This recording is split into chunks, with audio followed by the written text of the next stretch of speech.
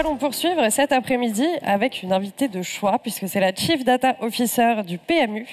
On va voir que la data peut être aussi un outil vraiment éthique, et on va voir comment PMU est en fait une French Tech engagée qui va utiliser la data en outil de prévention au service du jeu responsable. Fiona, c'est à vous.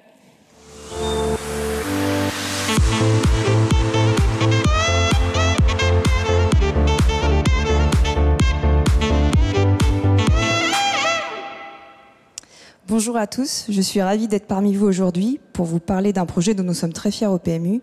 C'est comment, d'une façon innovante, nous avons utilisé la data au service de la prévention, c'est-à-dire pour modéliser des comportements à risque d'addiction. Tout d'abord, le PMU, vous le connaissez tous, c'est le bar tabac, c'est l'endroit où on se retrouve pour faire des paris, pour jouer, pour vivre des émotions. Mais je vais vous indiquer 3 chiffres clés, à mon sens, vous avez tous les autres derrière vous, qui sont importants. Nous sommes le leader européen du pari hippique. Ça, c'est le premier. Et donc, nous avons tout un réseau qui se comporte avec 13 500 points de vente. Donc, nous sommes présents partout en France. Donc, les bars tabac que vous connaissez, tout le monde les connaît. Le PMU, c'est 1100 collaborateurs, dont 400 à la DSI. Et donc, nous l'avons précisé juste avant. Pourquoi autant de collaborateurs à la DSI? C'est parce que nous sommes une tech compagnie. Chez PMU, quand on parle de data, on parle d'1 milliard de transactions par an. Chez PMU, quand nous avons des grands événements sportifs, donc comme il y a 15 jours, le Grand Prix d'Amérique, nous avons à traiter plus de 2000 transactions à la seconde. Et oui, nos parieurs ont besoin d'avoir les dernières cotes, les dernières informations, et donc ils prennent leur mise, pour la plupart, pour 50% d'entre eux, 5 minutes avant le départ de la course. Donc vous voyez, nous avons toute une volumétrie de données, et tout autour de cette volumétrie de données, nous avons tout un écosystème, tout un service. Et donc nous avons notre service client, nous avons aussi tous nos applicatifs, donc les pages web, les bornes. Nous avons aussi tout ce qui est autour de la gestion du compte. Et donc il était pour nous important, vis-à-vis de toute cette donnée, de la remettre au cœur de l'organisation. Aujourd'hui, chez PMU, la data, c'est notre capital stratégique et on veut le valoriser. Mais pas le valoriser n'importe comment. On le valorise pour le business. Tous nos développements sont de ce point de vue-là. Je vous en ai un petit peu parlé, mais la data, donc chez nous, ce sont tous les paris. Donc je vais savoir qu'un quintet a été pris, à quelle heure, sur quelle borne, avec quels chevaux. Je veux aussi avoir des informations sur la course, combien il y avait de partants, si jamais il y en a eu qui ont été disqualifiés. Et je veux aussi avoir sur les clients qui ont des comptes, toutes leurs informations de gestion de compte. Est-ce qu'ils approvisionnent, est-ce qu'ils retirent leur argent? Et donc toute cette donnée aujourd'hui, nous avons l'ambition de la valoriser encore plus. Pour cela, on a créé ce Data Office qui couvre 4 verticaux assez classiques. Donc le data engineering, le traitement, la préparation de la donnée, tout ce qui est autour de la business intelligence, le pilotage et le monitoring pour que le business puisse suivre ses performances. La data insight et science, le sujet un peu plus d'aujourd'hui, autour des analyses un peu plus pointues et de la modélisation. Et la gouvernance de la donnée classique pour remettre les rôles et responsabilités aux bons endroits. Notre sujet du jour, l'enjeu responsable. Ce qu'il est important, c'est que c'est vraiment un engagement qu'a pris PMU et que cet engagement, on le fait pour protéger les mineurs, mais aussi pour protéger nos joueurs vis-à-vis du jeu excessif. Cet engagement, on le prend aussi avec l'ANJ, l'Autorité nationale des jeux, notre régulateur, et la communauté scientifique. Cet engagement, il est porté vraiment au plus haut. Il est porté à la direction, il est porté par le CODIR. Et donc nous avons une équipe dédiée sur le sujet pour pouvoir le suivre, pour pouvoir l'animer, pour pouvoir le faire vivre. Et on participe aussi à différents comités. Cet engagement, ce jeu responsable, on l'a décliné sur 6 piliers. Aujourd'hui, celui sur lequel je vais m'attarder, qui nous intéresse plus, c'est autour de la détection. Comment est-ce qu'on détecte un comportement à risque et surtout qu'est-ce qu'on en fait ? Parce que l'enjeu n'est pas que de détecter, mais c'est aussi d'agir. Donc une fois que je vous parle de cela, quand je vous parle d'addiction, quand je vous parle de détection, on parle de clients. Ce qu'il est important de savoir chez PMU, c'est que la majorité de nos clients sont anonymes. Ceux qui vont en point de vente, jouent à la borne, repartent, reviennent, on ne les connaît pas. Dans cette logique de détection, il faut le connaître, le client. Donc on a décidé de se focaliser sur nos clients qui ont des comptes, majoritairement sur la partie online. Pour ouvrir un compte chez PMU, je suis majeur, donc je dois prouver mon identité. Je réside en France, je dois prouver que je réside en France. Et donc c'est ce périmètre-là déjà qu'on a choisi d'adresser. Je vous ai dit, nous sommes sur une partie online, vous vous doutez bien qu'on est en concurrence, il y a d'autres opérateurs de paris, nous ne sommes pas les seuls, et donc il faut admettre que sur notre détection, nous n'avons que la vision PMU du comportement du joueur. Et enfin, un point non négligeable, c'est qu'on est un outil de détection, nous ne sommes pas médecins, nous ne prévalons pas un diagnostic médical, et donc nous sommes plutôt là pour, quand nous avons des suspicions, encourager le client à aller consulter une association ou aller voir un médecin.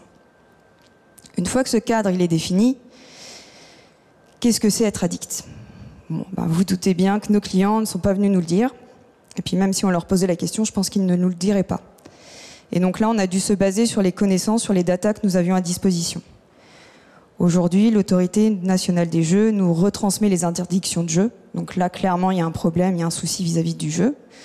Et aussi, nous avons une possibilité qui est de s'auto-exclure. C'est-à-dire que le client peut suspendre son jeu pendant une période qu'il définit. Et donc là, on s'est dit aussi que ça semblait être un comportement plutôt atypique, avec des risques, et donc que c'était ces deux éléments que nous allions prendre pour notre modélisation. Ce qui est justement l'étape d'après. Sur la modélisation, on a pris un principe important qui est qu'il fallait qu'elle soit individuelle. Là, on parle de problèmes d'addiction. Vous doutez bien que selon votre pouvoir d'achat, votre latitude vis-à-vis de votre argent n'est pas la même.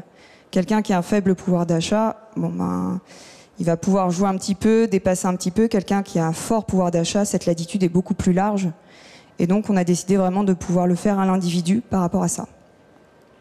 Et puis, classiquement, on a utilisé nos données, donc tout ce qui est autour des pratiques de jeu, comment il va jouer, à quelle fréquence, quel type de pari il va prendre, mais aussi tout ce qui est autour de sa gestion de son compte, comment il approvisionne, comment il retire, notamment.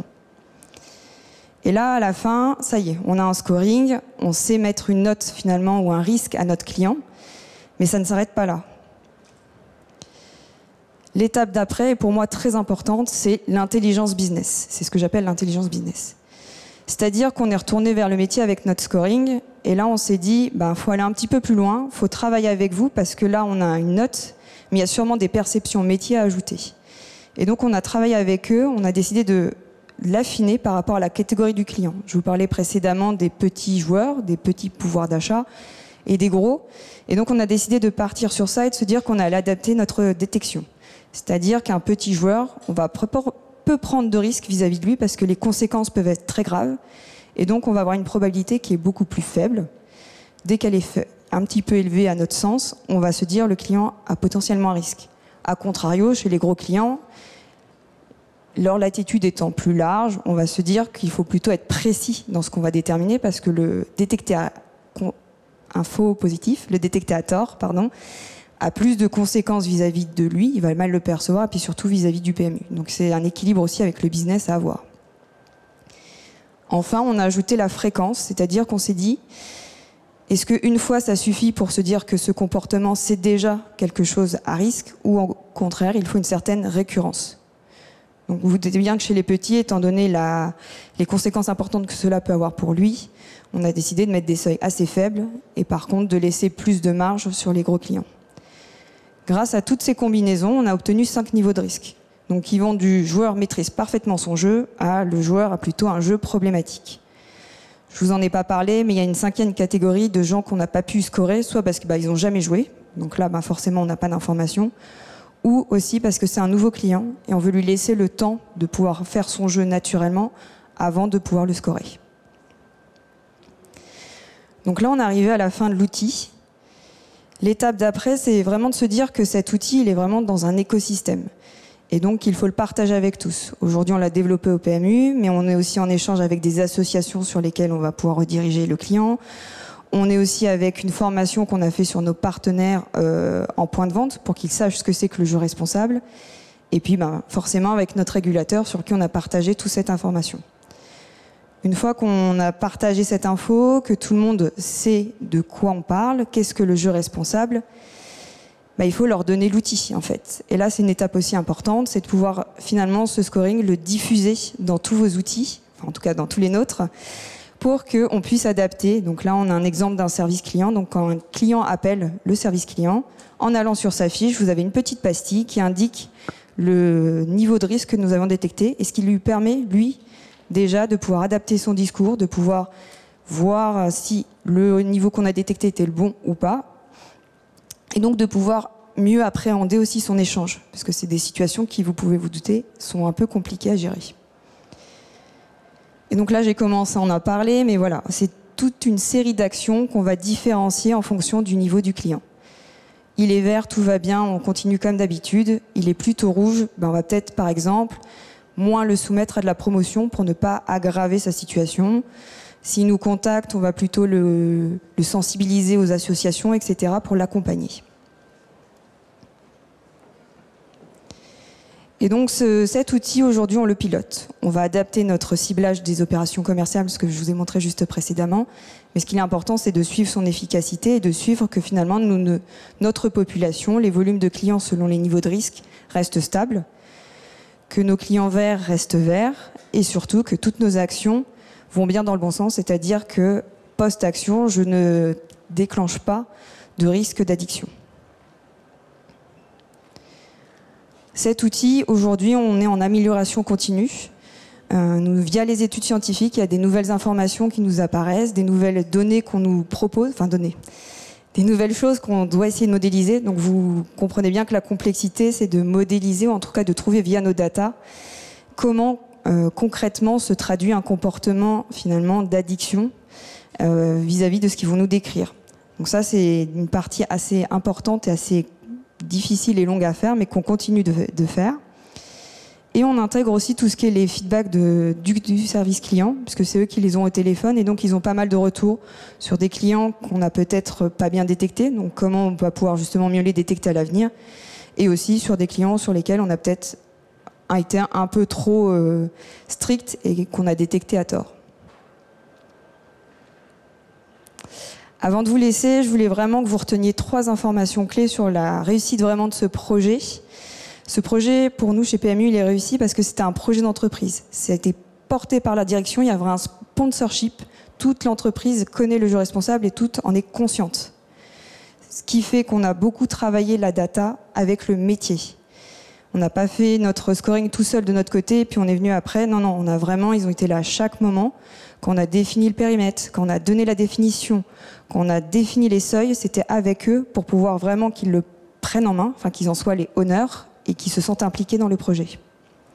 Et enfin, c'est une réussite surtout parce qu'aujourd'hui, ça fait 1 an et demi qu'on l'utilise tous les jours dans l'entreprise et que c'est vraiment quelque chose qui est rentré finalement dans le quotidien de nos équipes. Et donc pour conclure, je peux dire que je suis très fière parce que chez PMU, si nos clients sont mieux protégés, c'est grâce à la data. Voilà, je vous remercie, j'étais ravie de partager cette expérience avec vous.